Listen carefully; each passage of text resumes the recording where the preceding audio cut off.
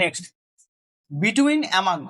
Between among, between কি দুয়ের মধ্যে বোঝালে, একটা সময়ে অ্যাট এ টাইম যদি দুয়ের মধ্যে বোঝায়, তো সেক্ষেত্রে দুয়ের মাঝে যদি কোনো অবস্থান বোঝায়, তো সেক্ষেত্রে আমরা ইউজ করব বিটুইন।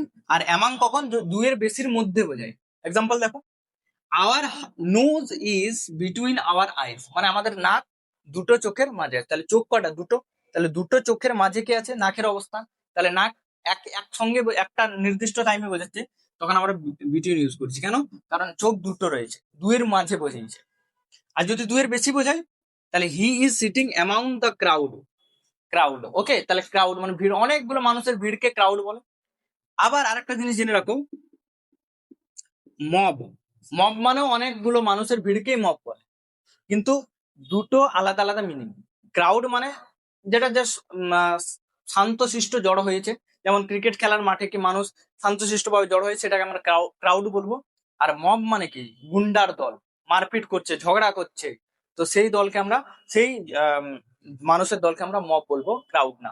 ওকে, তাহলে he is sitting among the crowd. তাহলে ক্রাউডে দুজন মানুষ থাকে না, অনেক মানুষ থাকে। তাহলে অনেক মানুষের মাঝে বোঝালে আমরা ইউজ করব অ্যামাং, বিটুইন নয়। ওকে।